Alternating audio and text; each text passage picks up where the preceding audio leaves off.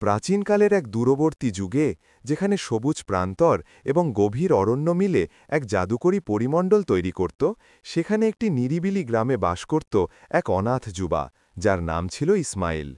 তার জীবন ছিল সরল, তবু তার অন্তরে ছিল অপরিসীম করুণা এবং আস্থা। তার দুই বৃদ্ধ দাদা-দাদি আহমদ এবং খাদিজা ছিল তার একমাত্র আত্মীয়, আর তারা বাস করত এক সাধাসিধে কুটিরে। প্রতিদিন ভোরে ইসমাইল তার ভেড়ার দল নিয়ে অরণ্যে চড়াতে যেত, আর সন্ধ্যায় প্রত্যাবর্তন করলে তার দাদি তাকে সাধারণ আহার দিত, রুটি এবং চিজ। দারিদ্র্যের মধ্যেও ইসমাইল আল্লাহর প্রতি কৃতজ্ঞতা প্রকাশ করত এবং তার বিশ্বাসী কুকুরের পাশে কোনায় শুয়ে বিশ্রাম নিত। তার নির্মলতা এবং সদয় মনোভাবের জন্য গ্রামবাসীরা তাকে অত্যন্ত স্নেহ করত।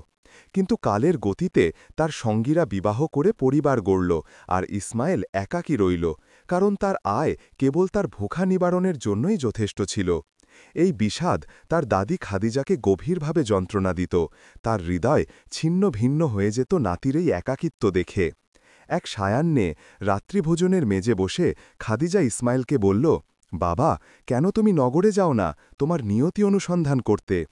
তার দাদা আহমদ মাথা ঝাঁকালো অনুমোদনে, কিন্তু ইসমাইল উদ্বেগপূর্ণ হয়ে উত্তর দিল, তোমাদের পরিচর্যা কে করবে, আর ভেড়ার দল চড়াবে কে? খাদিজা তাকে সান্ত্বনা দিয়ে বলল, তোমার রাস্তায় চলো, আমাদের নিয়ে উদ্বিগ্ন হয়েও না। জীবন অতিবাহিত হচ্ছে, আমি প্রয়াণের পূর্বে তোমার সন্ততি দেখতে আকাঙ্ক্ষা করি। তোমার পিতামাতা জীবিত থাকলে তারাও এই কথাই বলত। এই বাক্যগুলো ইসমাইলকে গভীরভাবে স্পর্শ করল এবং সে অশ্রু বিসর্জন করল। তার সমস্ত জীবনে সে অন্যের কথা বিবেচনা করেছে, নিজেকে বিস্মৃত করেছে। তবু তার সদয় অন্তর তাকে পথপ্রদর্শন করল। সে নির্ণয় করল দাদা-দাদির জন্য কিছুকালের আহার সংগ্রহ করে নগরে যাবে, শর্ত থাকবে সপ্তাহান্তে একবার তাদের সাক্ষাৎ করবে। এই কাহিনী ইসমাইলের সেই অভিযানের বিবরণ, যেখানে তার নিয়তি তাকে নিয়ে গেল অজ্ঞাত রাস্তায়, এক মহান দায়িত্ব এবং প্রেমের পানে। প্রত্যেক ভোরবেলায় সে তার ভেড়া চড়াতে যেত অরণ্যে। যখন সে সায়াহ্নে প্রত্যাবর্তন করত, তার দাদি তাকে আহার প্রদান করত, রুটি এবং চিজ। তার দরিদ্রতা সত্ত্বেও সে আল্লাহকে কৃতজ্ঞতা জানাত, যা অল্প সে লাভ করেছে তার জন্য, এবং এক কোনায় অবস্থান করে নিদ্রা যেত তার কুকুর তার সান্নিধ্যে। তার সদয় অন্তরের জন্য তার গ্রামের বাসিন্দারা তাকে স্নেহ করত। দিনগুলো অতিবাহিত হতো এবং ইসমাইলের সঙ্গীরা বিবাহ করেছে তার ব্যতীত। সে যা আয় করত তা খুব অল্পই পর্যাপ্ত ছিল তার ভুখা নিবারণে, যা তার দাদিকে বিষণ্ণ করত এবং তার জীবনকে কষ্টকর করে তুলত। এক রাত্রিতে সে রাত্রির আহার তৈরি করল এবং তারা সকলে অবস্থান করল ভোজন করতে। তখন সে তাকে বলল, তুমি কেন নগরে যাও না এবং তোমার নিয়তি অনুসন্ধান করো? দাদা মাথা ঝাঁকালো অনুমোদনে, কিন্তু ইসমাইল উত্তর প্রদান করল, কে তোমাদের পরিচর্যা করবে এবং ভেড়া চড়াবে আমার অনুপস্থিতিতে? দাদি বলল, তোমার রাস্তায় চলো এবং আমাদের বিষয়ে উদ্বিগ্ন হও না। জীবন অতিক্রম করছে এবং আমি তোমার সন্ততি দেখতে চাই প্রয়াণের পূর্বে। যদি তোমার পিতামাতা জীবিত থাকত, তারা তোমাকে একই বাক্য বলত। এই বাক্যগুলো ইসমাইলকে প্রভাবিত করল এবং সে অশ্রুপাত করল। তার সমগ্র জীবনে সে অন্যদের বিবেচনা করেছে এবং নিজেকে বিস্মৃত করেছে, কিন্তু তার সদয় অন্তর তাকে প্রেরণা যোগাচ্ছিল। সে সর্বদা সৎ কর্ম করতে আকাঙ্ক্ষা করত এবং বলত যে তার অপেক্ষা আরও দুর্দশাগ্রস্ত আছে কেউ। কিন্তু সে এক উপায় আবিষ্কার করল। সে তার দাদা-দাদির জন্য কিছুকালের পর্যাপ্ত আহার সংগ্রহ করবে এবং নগরে যাবে, শর্ত যে সে প্রত্যেক সপ্তাহে তাদের সাক্ষাৎ করবে। ভোরে সে তার কুড়াল নিয়ে অরণ্যে গেল কাঠ সংগ্রহ করতে। সে ৩ দিন কাঠ সংগ্রহ করে বিপণন করল, যতক্ষণ না সে পর্যাপ্ত আহার ক্রয় করতে সক্ষম হল। আটা, ঘি, তেল এবং মটরশুঁটি তার দাদা-দাদির জন্য যথেষ্ট, যতক্ষণ না সে কিছু সময় পর তাদের নিকট প্রত্যাবর্তন করতে পারবে। তারপর সে নগরের দিকে যাত্রা করল। রাস্তাটা দীর্ঘ ছিল, বিস্তীর্ণ প্রান্তর এবং পর্বতে পরিপূর্ণ। ঘণ্টার পর ঘণ্টা পদচারণার পর সে এক বৃদ্ধা মহিলার সম্মুখে এল, যে এক লঘু নদী অতিক্রম করার প্রয়াস করছিল এক বিশাল ঝুড়ি নিয়ে, কিন্তু জলটা প্রবল ছিল এবং প্রায় তাকে বহন করে নিয়ে যাচ্ছিল। ইসমাইল তার নিকট গেল, তাকে সম্ভাষণ করল এবং সহায়তার প্রস্তাব করল। সে সম্মত হল, তাকে কৃতজ্ঞতা প্রকাশ করল এবং ঝুড়িটা তার দিকে প্রসারিত করল। ইসমাইল তা তার শিরে তুলে নিল এবং বৃদ্ধা মহিলাকে হাত ধরে নদী অতিক্রম করল তার সাথে। সে তার ঝুড়ি গ্রহণ করতে চাইল, কিন্তু যুবকটি তার কর্ম সমাপ্ত করা ব্যতীত কিছু করতে অস্বীকৃতি জানাল এবং তাকে যেখানে যেতে চায় সেখানে পৌঁছে দেওয়া। কিন্তু বৃদ্ধা মহিলার কোনো বিকল্প ছিল না গ্রহণ করা ব্যতীত। অবশেষে সে এক জরাজীর্ণ কুটিরে পৌঁছাল। বৃদ্ধা মহিলা তাকে বলল, আমাকে তোমার সৎকর্মের জন্য প্রতিদান দিতে হবে। তুমি দরিদ্র প্রতীয়মান হচ্ছ, কিন্তু তুমি আত্মায় সমৃদ্ধ। ইসমাইল তার বাক্যে বিস্মিত হল এবং স্বয়ংকে প্রশ্ন করল কোন প্রতিদানের কথা সে বলছে, যখন সেই জীর্ণ কুটিরে বাস করে। যেন বৃদ্ধা মহিলা তার মনে কি চলছে তা অনুধাবন করেছে এবং উত্তর প্রদান করল, ধন চলে যায়, কিন্তু আমি যা তোমাকে প্রদান করছি তা তোমার জীবন পরিবর্তন করবে। তবে তোমাকে সহিষ্ণু হতে হবে, আমার বাক্য শ্রবণ করতে হবে এবং তা অক্ষরানুসারে প্রয়োগ করতে হবে, এবং তুমি এমন মহান সৎফল লাভ করবে যা তুমি কখনো স্বপ্নেও চিন্তা করনি। শ্রবণ করো, তুমি আমার মতো এক বৃদ্ধা মহিলাকে বিশ্বাস করতে নাও পারো। এই পরিস্থিতিতে তোমার অধিকার আছে 100 সোনার দিনার নিয়ে প্রস্থান করা তোমার পকেটে। তারপর সে তার পকেট থেকে তার গোপনীয় থলে বের করল এবং তার সম্মুখে ঝাঁকাল। এটা এক বিপুল অঙ্কের ধন ছিল যা সে তার সমগ্র জীবনে কখনো অর্জন করেনি। এটা পর্যাপ্ত ছিল 2টি গাভী ক্রয়ের জন্য। কিন্তু সে কিছুক্ষণ বিবেচনা করল এবং বলল, আমি যা তুমি নির্দেশ করবে তা সম্পাদন করব। বৃদ্ধা মহিলা উত্তর প্রদান করল, বিষয়টা তুচ্ছ করে দেখো না, এটা এক গম্ভীর বিষয় এবং এটা শুধু তোমাকে নয়, এই রাজ্যকেও আবদ্ধ করে। ইসমাইল বিস্মিত হল এবং তার দাড়ি আঁচড়াল এবং বলল, আমি কেবল এক দরিদ্র পশুপালক, তাহলে এ সকলের সাথে আমার কি সংযোগ? বৃদ্ধা মহিলা হাসল এবং উত্তর দিল, আমি তোমার জন্য এত বছর ধরে প্রতীক্ষা করছি ইসমাইল। নক্ষত্রগুলো আমাকে তোমার আজকের আগমনের কথা জানিয়েছে এবং আমি তোমার বীরত্ব স্বয়ং পরীক্ষা করতে চেয়েছি। যুবকটি আরও বিস্মিত হল এবং প্রশ্ন করল, তুমি আমার নাম কিভাবে জানলে? সে উত্তর দিল, এই ভূমিতে এক মহান দুর্যোগ ঘটবে এবং তুমি একমাত্র যে তা নিবারণ করতে সক্ষম। ভবিষ্যৎবাণী বলে যে এক সদয় অন্তরের এবং পবিত্র আত্মার যুবা দূরবর্তী স্থান থেকে আসবে এবং নগর জয় করবে। আমি ছিলাম শেষ পুরোহিতিনী যে এক নিষ্ঠুর দুষ্ট জাদুকরের অনুসরণ থেকে পলায়ন করেছে, এবং এটা কেবল আরম্ভ। এবং যদি সে বিজয়ী হয়, এই রাজ্যে কোনো সুন্দর জিনিস অবশিষ্ট থাকবে না। গাছগুলো মৃত্যুবরণ করবে, বিজ্ঞান এবং কলা বিচ্ছিন্ন হবে এবং অন্ধকার সকল কিছু আবৃত করবে। ইসমাইল বলল, যদি তুমি যা বললে তা সত্য হয়, তাহলে কেন তুমি সুলতানের নিকট যাও না? কারণ সে তার রাজ্য সুরক্ষিত করার জন্য সবচেয়ে যোগ্য ব্যক্তি। বৃদ্ধা মহিলা উত্তর দিল, তুমি কিছুই অবগত ন যা ঘটছে। সুলতান 2 মাস পূর্বে প্রয়াত হয়েছে, কেবল এক লঘু কন্যা রেখে গেছে যার নাম ফাতিমা, যে 16 বছরের। দেশের প্রধান ব্যক্তিরা তার মামাকে তার অভিভাবক করতে সম্মত হয়েছে, কিন্তু সেই ব্যক্তি স্বয়ংকে সন্তুষ্ট করে নিয়েছে এবং সকল কিছু নিয়ন্ত্রণ করতে আরম্ভ করেছে। সে জনগণের ওপর অত্যাচার করেছে এবং তাদের ধন লুট করেছে, যতক্ষণ না রাজকুমাররা তার সাথে অসন্তুষ্ট হয়েছে এবং তাকে অপসারণ করতে সম্মত হয়েছে। কিন্তু মামা ছিল চতুর এবং কোনো কিছুর জন্য প্রস্তুত, তাই সে এক জাদুকরের সহায়তা চেয়েছে। সে তাকে উপদেশ দিয়েছে যে এক জাদুকরের নিকট যাও, যাকে বলা হয় যে সে দানবদের থেকে জাদু শিখেছে। কিন্তু সে অরণ্য ত্যাগ করতে অসমর্থ, কারণ এক ধার্মিক সাধু নামক আবু বকরের রাখা তাবিজের জন্য। যখন মামা তার এক ব্যক্তিকে সেই নির্জন অরণ্যে যেতে বলল তাকে বের করতে, সে আতঙ্কিত হল এবং তাকে বলল, আমার প্রভু আল্লাহ তোমাকে সম্মানিত করুক, সেই জাদুকর অভিশপ্ত এবং তুমি পশ্চাতাপ করবে যদি তুমি তা করো, কারণ তার জাদু প্রবল এবং কেউ তাকে পরাজিত করতে পারে না। কিন্তু ব্যক্তিটা তার মতামতে অটল ছিল।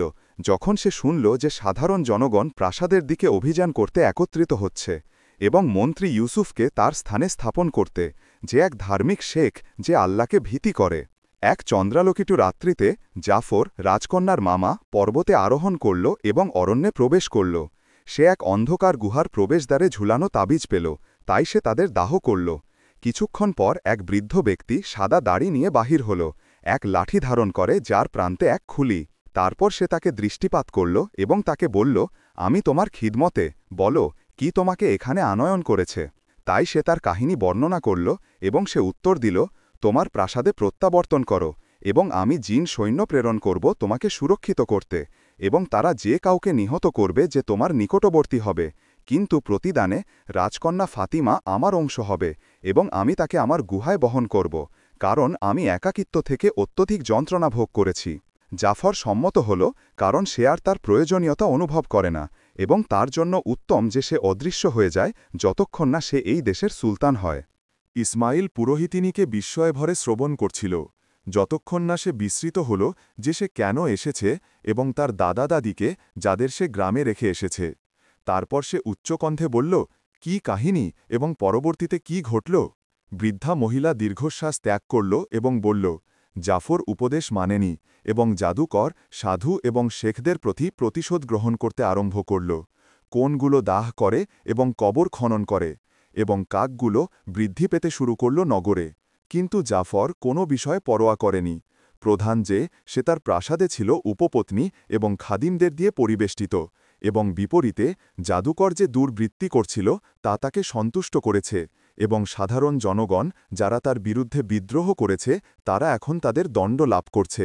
ইসমাইল বলল, ঠিক আছে, তাহলে আমি কিভাবে এই জাদুকরের সাথে যুদ্ধ করব এবং রাজকন্যা ফাতিমাকে উদ্ধার করব?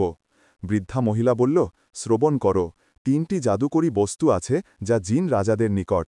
যদি তুমি তাদের লাভ করো তারা তোমাকে তার সম্মুখে দাঁড়াতে সহায়তা করবে, কিন্তু তুমি কেবল সৎকর্ম দিয়ে বিজয়ী হবে, তাই সবচেয়ে দুর্বল সৃষ্টিকে তুচ্ছ করে দেখো না। যখন যুদ্ধ আসবে তোমাকে তাদের সাথে একত্রিত করতে হবে, কিছু অনুপস্থিত থাকবে না। তুমি অনুধাবন করলে? সে বলল, আমি আল্লাহকে প্রার্থনা করি যে আমাকে এই জনগণের জন্য সৎ পথে নির্দেশ করুন। পুরোহিতিনী তাকে বলল, পূর্বাভিমুখে যাও এবং 3 দিন পর তুমি স্বয়ংকে এক অনুর্বর ভূমিতে পাবে, ওক গাছ এবং ঘন ছায়াসহ। তোমাকে তার নিকটবর্তী হতে হবে এবং জিন রাজাদের বাক্য শ্রবণ করতে হবে। তারা বছরে একবার মিলিত হয় স্বয়ংদের মধ্যে অহংকার করতে। তুমি যা প্রত্যক্ষ করবে তাতে আতঙ্কিত হইও না। আল্লাহকে প্রশংসা করো এবং আল্লাহর নিকট ক্ষমা প্রার্থনা করো, এবং একটি শব্দও উচ্চারণ করো না, যাই ঘটুক না কেন। কেউ কখনও প্রবেশ করে জীবিত প্রস্থান করেনি।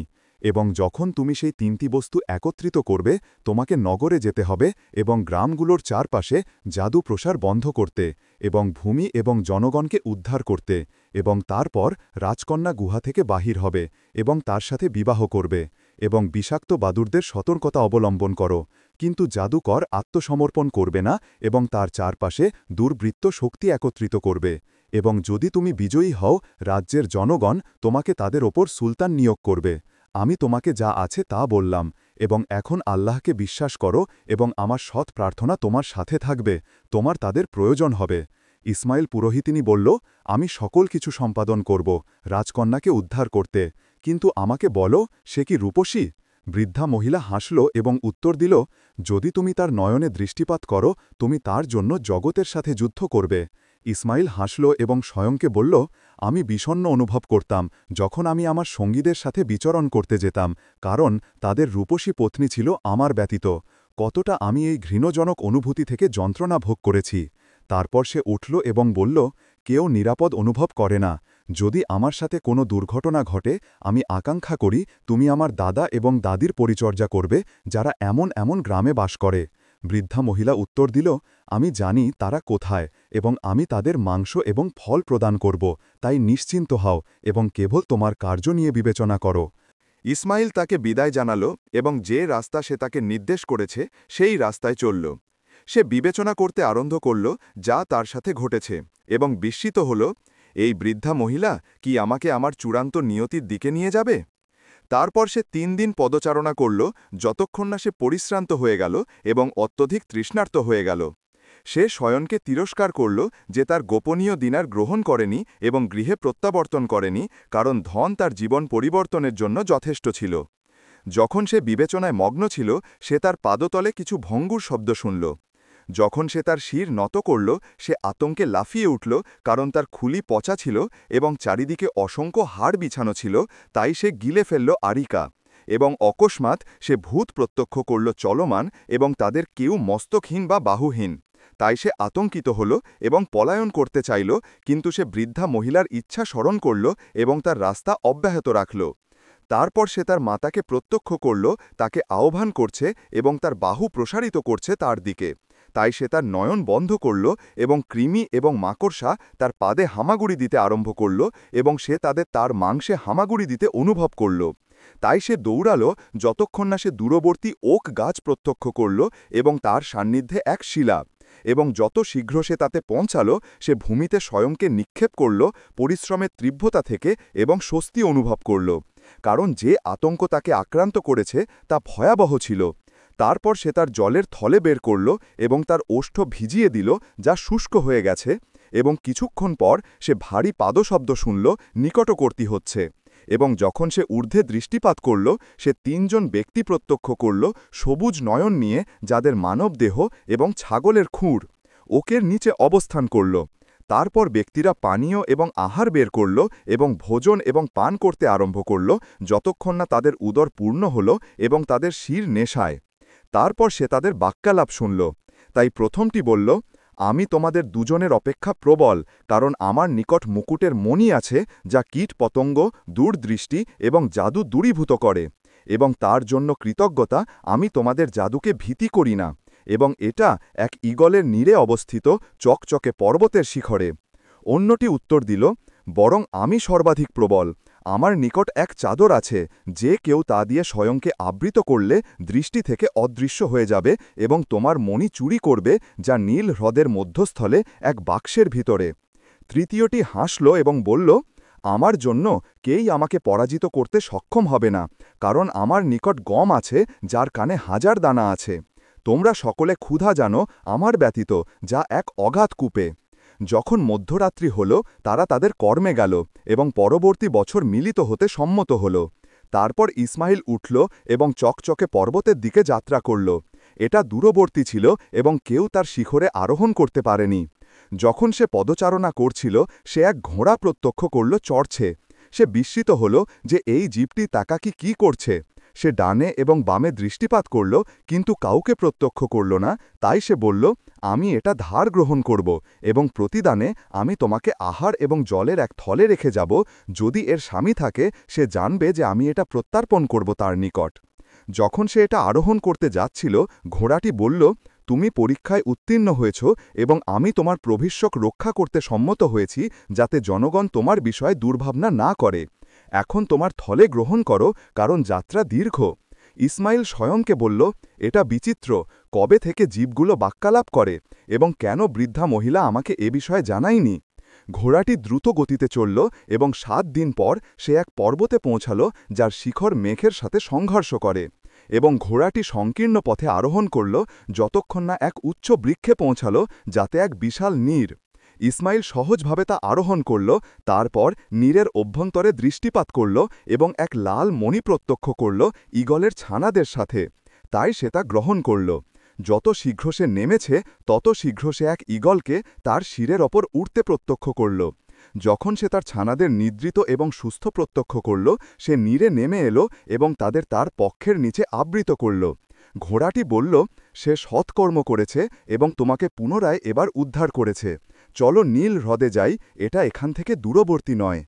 3 দিন পর ইসমাইল এক বিস্তৃত হ্রদে পৌঁছাল, 3টি উচ্চ পর্বত দিয়ে পরিবেষ্টিত। যখন সে তা প্রত্যক্ষ করল, সে জানল কেন তারা তাকে নীল হ্রদ বলে, কারণ এটা আকাশের অপেক্ষা স্বচ্ছ ছিল এবং তার জল শিশিরের বিন্দুর মতো। যুবকটি বিবেচনা করল কিভাবে সে নিম্নে বাক্সটা অনুসন্ধান করবে। ঘোড়াটি তাকে বলল, আমি একটি মাছকে জিজ্ঞাসা করব এবং সে আমাদের সত্য বলবে। ইসমাইল উত্তর দিল, তুমি তার মতো এক মাছ হতে হবে তার ভাষা অনুধাবন করতে। ঘোড়াটি উত্তর দিল, তোমার জন্য বিষাদ, তুমি কি বিবেচনা করো আমি কেবল আরোহণের উপযোগী জীব? আমি জানি যে আমি অরণ্যের পুরোহিতিনীদের খিদমতে ছিলাম, এবং তারা কোমল সৃষ্টি, যারা প্রকৃতিকে সুরক্ষিত করে, এবং যারা তার সৌন্দর্য বিনাশ করে তাদের দণ্ড দেয়। তারা প্রাচীন যুগ থেকে বিদ্যমান, এবং আমরা নবীদের মধ্য দিয়ে জীবন অতিবাহিত করেছি। এবং রাজ্য এবং দেশের উত্থান যতক্ষণ না সেই ঘৃণ্য জাদুকর এসেছে এবং আমাদের উপর এক বিচিত্র রোগ প্রেরণ করেছে, যা আমাদের অরণ্য বিনাশ করেছে, এবং অধিকাংশ পুরোহিতিনী প্রয়াত হয়েছে, এবং কেবল এক বৃদ্ধা মহিলা জীবিত রয়েছে। সে আমার পৃষ্ঠে আরোহণ করেছে এবং আমি তার সাথে পলায়ন করেছি। তারপর সে আমাকে তোমাকে সহায়তা করতে বলেছে, এবং যখন আমি তোমাকে পরীক্ষা করেছি, আমি নিশ্চিত হয়েছি যে তুমি উদ্দিষ্ট ব্যক্তি, যা তাদের গ্রন্থে ভবিষ্যদ্বাণী বলেছে। ইসমাইল শ্রবণ করছিল এবং বিষাদ অনুভব করছিল, কারণ সেও প্রকৃতিকে স্নেহ করে এবং তার দিন অতিবাহিত করে প্রান্তরে তার ভেড়া চড়িয়ে। তারপর সে বলল, দৃষ্টিপাত করো, সেখানে মাছের এক সমূহ মাথা বের করে জল থেকে। ঘোড়াটি বলল, শান্তি তোমাদের উপর, কত অন্ধকার তোমরা এই ভোরে।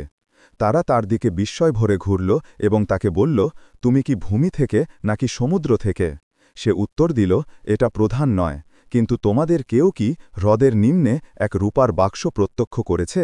মাছগুলো বলল, হ্যাঁ, এটা রানীর প্রাসাদের সামগ্রীর অংশ এবং তার জন্য দুরূহ তোমাকে তা প্রদান করা। তারপর সে তাদের জাদুকরের কাহিনী বর্ণনা করল এবং যে তাদের পালা হবে যদি তারা তাদের সহায়তা না করে। তারা বলল, আমরা রানীকে জানাব এবং সে নির্ণয় করবে। তারপর তারা জলে ডুব দিল। কিছুক্ষণ পর রানী ঊর্ধ্বে উঠল এবং তার পশ্চাতে এক বিশাল কাঁকড়া বাক্সটা তার পৃষ্ঠে বহন করে। রানী বলল, এটা তোমার অনুসন্ধানিত বাক্স, হয়তো যা এতে বিদ্যমান তা তোমাকে তোমার উদ্দেশ্য অর্জনে সহায়তা করবে। ইসমাইল বাক্সটা গ্রহণ করল এবং উন্মুক্ত করল। এতে এক দীর্ঘ চাদর ছিল যা প্রাচীন হয়ে হলুদ হয়ে গেছে। যখন সে তা পরিধান করল সে দৃষ্টি থেকে অদৃশ্য হয়ে গেল। ঘোড়াটি হাঁক দিল এবং বলল, সমাপ্ত, আমরা এখন জাদুকরের বিরুদ্ধে যুদ্ধ আরম্ভ করতে পারি এবং তারপর হাজার বীজের কান অনুসন্ধান করতে। ইসমাইল বলল, আমি অনুধাবন করি না এটা কি উপকারে আসবে। তারা তাদের রাস্তায় চলল যতক্ষণ না তারা নগরের নিকটবর্তী হল এবং বিনাশ প্রত্যক্ষ করল। সবুজ বৃক্ষগুলো শুষ্ক কাণ্ডে পরিণত হয়েছে, ফুলগুলো মৃত্যুবরণ করেছে এবং কালো ধুলো ঘরগুলো আবৃত করেছে। তারা একটি ব্যক্তি, জীব বা এমনকি পক্ষী প্রত্যক্ষ করেনি। যে রোগে প্রয়াত হয়নি সে সেই স্থান ত্যাগ করেছে। রাস্তায় তারা এক গাড়ি পেল যাতে এক ব্যক্তি তার পত্নী এবং সন্তানদের নিয়ে আরোহণ করে নগরের কেন্দ্রে যাচ্ছে। তারা তাকে প্রশ্ন করল কি ঘটছে এবং সে তাদের বিস্মিত করল। সেই কালো ধুলো দ্রুত প্রসারিত হচ্ছে এবং যেখানে এটা পৌঁছে সেখানে বিনাশ ঘটে। এটা কেবল কয়েকদিন যাতে এটা নগরের অধিকাংশে প্রসারিত হয়। জনগণ ত্যাগ করতে আরম্ভ করেছে। ইসমাইল অস্থির হল এবং বলল, যদি আমরা কিছু না করি পুরোহিতিনীর বাক্য সত্য হবে এবং রাজ্য অন্ধকারে অদৃশ্য হয়ে যাবে। আমি মণিকে সুরক্ষিত করতে কি করব? সে বিবেচনা করতে থাকল, তারপর বলল, বসন্তে বায়ু ফুলের পরাগগণায় প্রবাহিত হয়, তাই তারা উড়ে যায় এবং সর্বত্র পতিত হয়ে জীবন প্রদান করে, এবং আমি সেই মণিকে চূর্ণ করব যাতে বায়ু তা বহন করে এবং সহজে নগর জুড়ে প্রসারিত হয়। ঘোড়াটি বলল, কি ধারণা যা কারও মনে উদ্ভূত হবে না। ইসমাইল এক মুষল নিয়ে এলো এবং মণিকে চূর্ণ করল, যতক্ষণ না এটা সাদা ধুলোয় রূপান্তরিত হল। তারপর এক থলে স্থাপন করল। যখন বায়ু প্রবাহিত হল সে থলে উন্মুক্ত করল এবং এটাকে বায়ুতে শূন্য করল। যুবকটি প্রতীক্ষা করে অবস্থান করছিল কিন্তু কিছু লক্ষ্য করেনি এবং বলল, আমাদের প্রতীক্ষা করতে হবে, জাদু প্রবল এখন, চলো জাদুকরের গুহায়, কারণ সকলে রাজকন্যা ফাতিমা দেখতে উৎসুক। আমি বিস্মিত যে সে সুস্থ আছে কিনা। সে তার ঘোড়ায় আরোহণ করল এবং রাজকন্যাকে জাদুকরের কবল থেকে উদ্ধার করতে গুহায় গেল।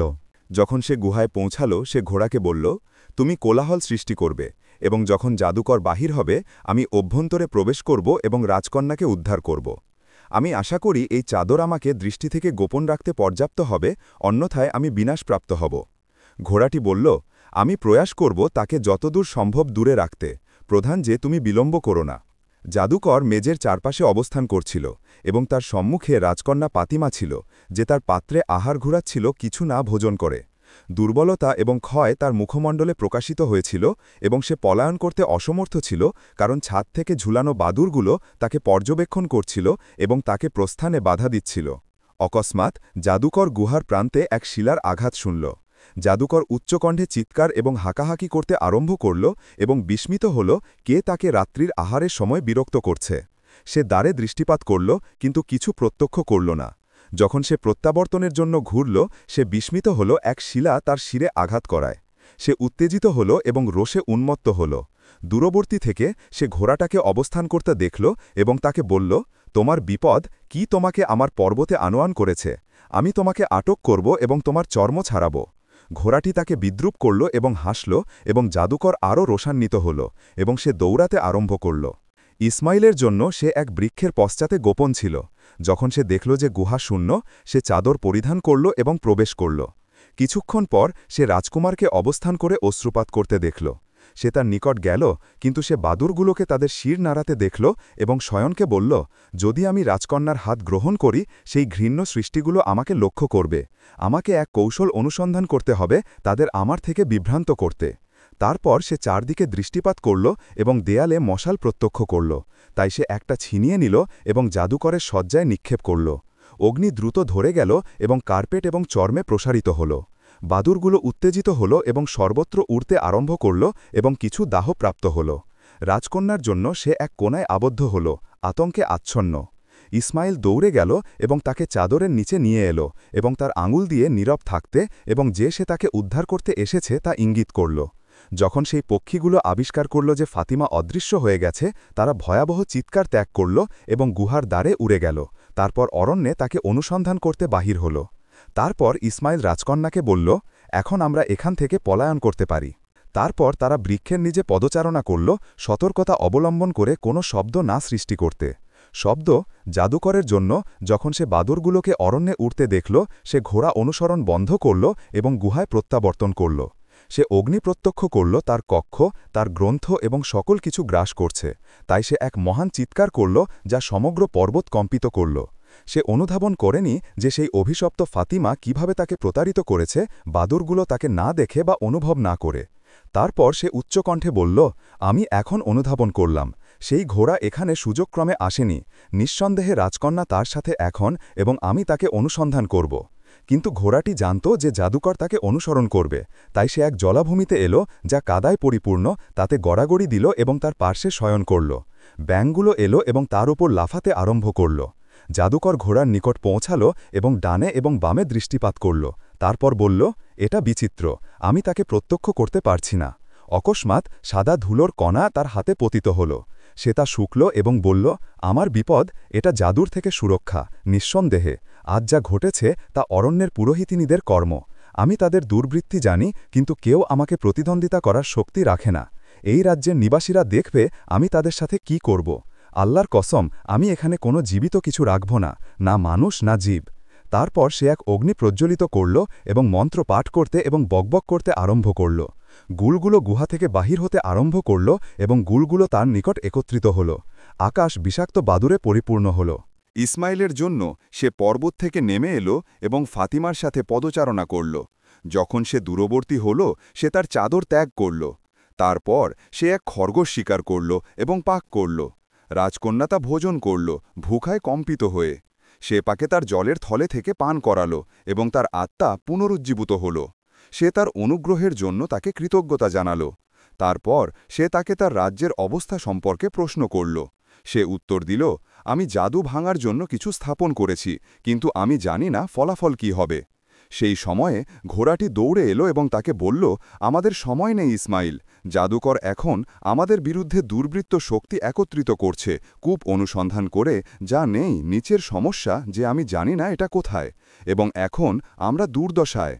রাজকন্যা ইসমাইলের দিকে ঘুরল এবং বলল, আমি সেই বিচিত্র কূপ জানি, আমার পিতা আমাকে সেখানে বহন করত এবং আমাকে বলতো যে আত্মারা সেই স্থানে বাস করে, এবং যদি তুমি ভালোভাবে শ্রবণ করো তুমি তোমার মাতার কণ্ঠ শুনবে যে তোমাকে জন্ম দেওয়ার সময়ে প্রয়াত হয়েছে। এই জগতে ইসমাইল উচ্চ কণ্ঠে বলল, তাহলে চলো। তারা ঘোড়ার পৃষ্ঠে লাফ দিল, যা বায়ুর সাথে দৌড়াতে আরম্ভ করল। রাস্তায় তারা দেখল যে কালো ধুলো ধীরে ধীরে সরে যেতে আরম্ভ করেছে। বিনাশ রেখে ফাতিমা আনন্দিত হল এবং যুবককে বলল, তুমি সফল হয়েছ ইসমাইল, এবং সকল কিছু সমাপ্ত হলে আমরা বৃক্ষ এবং ফুল পুনরায় রোপণ করব। সে তার হাত গ্রহণ করল এবং তার কপালে চুম্বন করল। লজ্জার রক্তিমা তার ওপর প্রকাশিত হল। ঘোড়ার জন্য এটা এক দীর্ঘ হাঁক থাক করল এবং তাদের মধ্যে প্রেমে সন্তুষ্ট হল, এবং রাজ্যের প্রয়োজন সেই প্রবল এবং সত্য অনুভূতি যা দুর্বৃত্ত মোকাবিলা করতে এবং স্বয়ংকে সংশোধন করতে ঘণ্টার পর তারা এক বিশাল গর্তে পৌঁছাল। যখন ইসমাইল তাতে দৃষ্টিপাত করল, সে কিছু দেখল না, কিন্তু পিচ অন্ধকার। তাই সে বলল, কেউ নিম্নে যেতে পারে না, না মানুষ না জিন। ফাতিমা তাকে প্রশ্ন করল, তুমি এখানে কি অনুসন্ধান করছো? তারপর সে তাকে 1000 দানার গমের কান সম্পর্কে বলল এবং যে সে জানে না কেন এটা উপকারী। সে উত্তর দিল, দূরে যাও এবং আমাকে একাকী রাখো। তারপর সে অশ্রুপাত করতে আরম্ভ করল এবং তার মাতাকে আহ্বান করতে, এবং তার অশ্রু প্রচুর পরিমাণে কূপে পতিত হল। কিছুক্ষণ পর সে এক ফটফটানি শুনল এবং এক সাদা পায়রা বাহির হল এবং বলল, স্বাগতম আমার কন্যা, আমি তোমার মা, আমি তোমার অশ্রু শুনেছি তাই তোমাকে দেখতে এসেছি। ফাতিমা পায়রাটাকে গ্রহণ করল এবং তার কোলে স্থাপন করল এবং বিচ্ছেদের যন্ত্রণা সম্পর্কে অভিযোগ করল।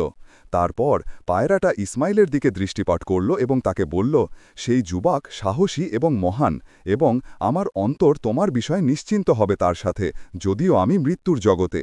ফাতিমা উত্তর দিল, হ্যাঁ আমার মা, কিন্তু আমার তোমার অন্য কিছুর জন্য প্রয়োজন। তার মা তাকে প্রশ্ন করল, কি সেটা আমার কন্যা? কন্যাটি উত্তর দিল, আমি 1000 দানার গমের কান অনুসন্ধান করছি। সে বলল, হ্যাঁ আমি জানি এটা কোথায়, প্রতীক্ষা করো কিছুক্ষণ।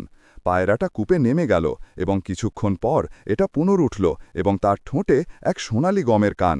তারপর এটা বলল, আমি এখন প্রস্থান করব, কারণ আমার অন্তর তোমার বিষয় নিশ্চিন্ত। তারপর এটা কূপে ডুব দিল। ঘোড়াটি বলল, আমি জানি যে এই বিষয়টা বিষাদজনক, কিন্তু না, তাদের রাজ্যে প্রত্যাবর্তন করতে হবে যাতে তোমরা বিবাহ করতে পারো এবং ইসমাইল যুদ্ধের নেতৃত্ব দিতে পারো। জনগণ তাদের পর্বত থেকে আমাদের দিকে হামাগুড়ি দিচ্ছে দীর্ঘ অভিযানের পর। তারা রাজ্যে পৌঁছালো এবং জনগণ তাদের ড্রাম এবং উলুলু দিয়ে স্বাগত জানালো এবং চিৎকার এবং আল্লাহকে প্রশংসা করতে আরম্ভ করল। তারপর এক শেখ এলো এবং তার বিবাহের চুক্তি লিখল। তারপর ফাতিমা জনগণের সম্মুখে বক্তা হিসাবে দাঁড়ালো এবং আল্লাহকে কৃতজ্ঞতা জানালো। তারপর সে বলল, জেনে রাখো যে আমরা জাদুকরের বিরুদ্ধে এক যুদ্ধ জিতেছি এবং রোগ এবং বিনাশ আমাদের চারপাশে বন্ধ করেছি, কিন্তু যুদ্ধ সমাপ্ত হয়নি এবং সেই অভিশপ্ত তার বিদ্রোহী এবং গুলদের সেনা নিয়ে আসছে। তাহলে কে আমার সাথে আসবে? সকল জনগণ উচ্চ কণ্ঠে বলল, আমরা তোমার সাথে, পুরুষ, বালক এবং বৃদ্ধ। তারপর সকলে প্রাসাদের দিকে পদচারণা করল এবং তাদের সংখ্যা বৃদ্ধি পেল এবং তাদের হাতে মশাল, ধর্মীয় স্থান এবং লাঠি। জাফর ফাতিমা এবং শেখদের নেতৃত্বে বিশাল সমাবেশের কথা শুনল, তাই সে দ্বার বন্ধ করার নির্দেশ দিল এবং প্রাসাদের অন্ধকূপে অবস্থিত জিন সৈন্যদের আহ্বান করার। কিন্তু এক সাহসী নেতা, যার নাম আলী, বলল, আমাদের রাজ্য আজ ঐক্যের প্রয়োজন। আমরা দেখেছি কি ঘটেছে আমাদের দেশে জাফরের আনুগত্যের জন্য, এবং সে কেবল স্বয়ংকে বিবেচনা করে এবং বিনাশ এবং মৃত্যুর রাজ্যের উপর সুলতান হওয়া নিয়ে উদ্বিগ্ন নয়। আমি রাজকন্যা ফাতিমাকে আনুগত্য প্রদানের সিদ্ধান্ত নিয়েছি এবং সাধারণ জনগণের সাথে যোগদান করা, যারা তাদের নারী এবং সন্তানদের জন্য যুদ্ধ করছে। সৈন্যরা বলল, হ্যাঁ আলী। তারপর তারা অন্ধকূপে তড়িৎ গেল, তাতে তেল ঢেলে দিল, অগ্নি প্রজ্বলিত করল এবং জিন সৈন্যদের প্রবেশদ্বার অবরুদ্ধ করল। তাদের চিৎকার উঠল এবং তারা দাহপ্রাপ্ত হল। তারপর আলী সিংহাসন কক্ষে গেল এবং জাফর তাকে তার অবস্থানে রাখতে অনুরোধ করল। তারপর জাফর তার জন্য ধনের বাক্স উন্মুক্ত করল, কিন্তু সে তা তার মুখে নিক্ষেপ করল। সুলতান রোষে তার রক্ষকদের ইঙ্গিত করল তাকে সুরক্ষিত করতে, কিন্তু কেউ স্থানান্তরিত হল না। আলীর লোকেরা তার উপর ঝাঁপিয়ে পড়ল এবং তার দাড়ি ধরে টেনে নিল যখন সে সহায়তার জন্য অশ্রুপাত করছিল। তারা তাকে তার সোনাসহ জানালা থেকে নিক্ষেপ করল। সে ভূমিতে পতিত হল, তার পাঁজর ভঙ্গুর হল।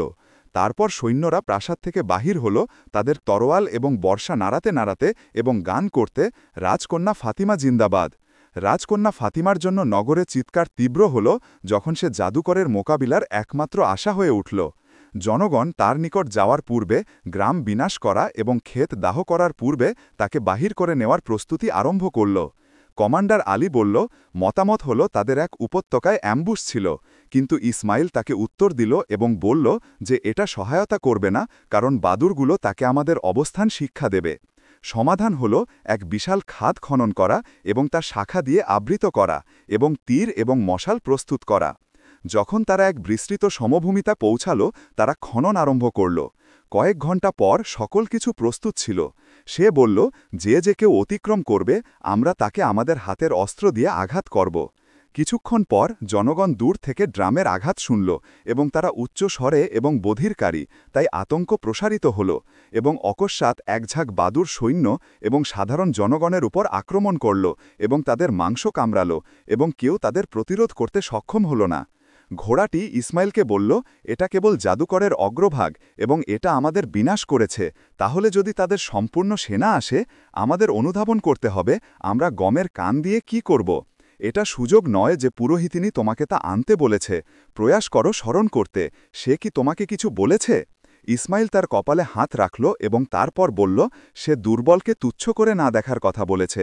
ঘোড়াটি উচ্চকণ্ঠে বলল, অবশ্যই, চলো পিপিলিকা রানী এবং কীটপতঙ্গের নিকট যাই এবং তাদের আমাদের সাথে যোগদানের অনুরোধ করি, কারণ এক মশা সিংহের নয়নে রক্ত বের করবে। ইসমাইল বাহির হল এবং মরুভূমিতে পদচারণা করল। সর্বত্র ঘুরে ফিরে সে এক বিশাল পিপিলিকা কলোনির সম্মুখে থামল এবং তাদের আহার অনুসন্ধান করতে দেখল, কারণ জাদুকর তাদের আহার সংগ্রহের ভূমি নষ্ট করেছে। তারপর জাদুকরী ঘোড়া, যে জীব এবং কীটপতঙ্গের ভাষা জানে, তাদের সাথে বাক্যালাপ করল এবং বলল যে সে তাদের রানী দেখতে আকাঙ্ক্ষা করে। তারা তার বিশাল গঠনসহ বাক্যালাপের ক্ষমতায় বিস্মৃত হল। কিছুক্ষণ পর রানী বাহির হল এবং তার কৌতূহল তীব্র ছিল।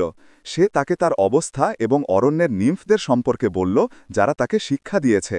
তাদের জাদু এবং বিপদ মানব রাজ্য এবং এতে যা আছে সকল কিছুকে হুমকি দিচ্ছে।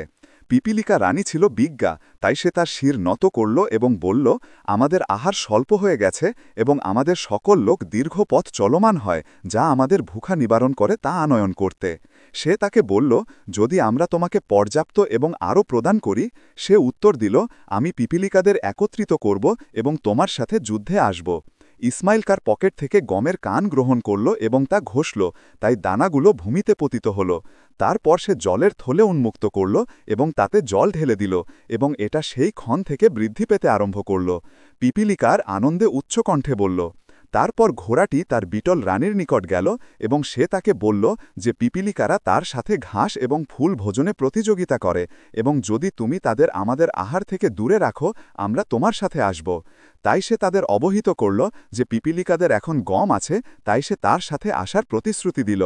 তারপর সে মৌমাছি রানীর নিকট গেল এবং সে তাকে বলল যে বিটেলগুলো বুনো ফুল ভোজন করে এবং আমরা স্বয়ংদের জন্য এক অংশ রক্ষা করতে চাই। পিপিলিকারা তাদের বলল, গম তাদের জন্য, বিটলদের ঘাস এবং তোমরা ফুল।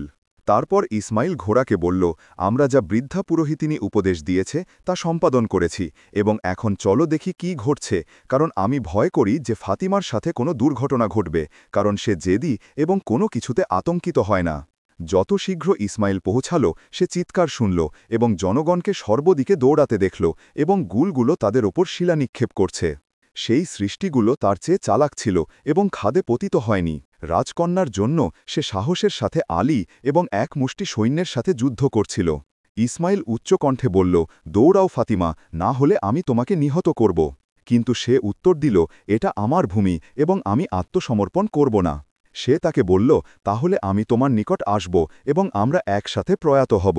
সেই ক্ষণে সে তার পশ্চাতে এক বিশাল হামাগুড়ির শব্দ শুনল, এবং যখন সে ঘুরল সে পিপিলিকা রানীকে তার লোকদের অগ্রসর করতে দেখল, যতটা শিলা এবং মাটির মতো সংখ্যায়। সর্বত্র থেকে কীটপতঙ্গ বাহির হচ্ছিল, যার মধ্যে বিটেল এবং মাকড়সা, সকলে যুদ্ধ করতে আসছে। গুলগুলো লাঠি গ্রহণ করল এবং তাদের আঘাত করতে আরম্ভ করল, কিন্তু তারা লাঠিগুলো ভোজন করল এবং তাদের দেহে বৃদ্ধি পেল। জাদুকর এই সকল কীটপতঙ্গে বিস্মিত হল। সে তার জাদুকরী লাঠি গ্রহণ করল এবং দাহ করতে আরম্ভ করল। সে রোষে বলল, আমি তোমাদের বাসস্থানে যাব এবং তোমাদের ডিম চূর্ণ করব। কিন্তু সে অত্যধিক সন্তুষ্ট ছিল না। সে আকাশে এক উচ্চ গুঞ্জন শুনল। যখন সে তার নয়ন ঊর্ধ্বে তুলল, সে মৌমাছিদের উড়তে দেখল এবং যাকে তারা পথে পেল তাকে ছিন্ন ভিন্ন করছে, বাদুড় থেকে কাক পর্যন্ত। জাদুকর বলল, ইয়াহিয়ার বিপদ, তারা কোথা থেকে এসেছে? যদি আমি তাদের প্রতিরোধ না করি, আমরা সকলে বিনাশপ্রাপ্ত হব।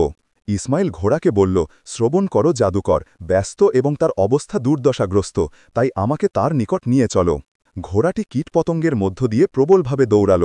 যখন সে তার নিকট পৌঁছাল, পুরোহিতিনী এক রাজহাঁসের পৃষ্ঠে প্রকাশিত হল এবং যুবককে বলল, শ্রবণ করো, তার শক্তি সেই লাঠিতে খুলিসহ, যদি তুমি তা ভঙ্গ করো, তার বিষয় সমাপ্ত।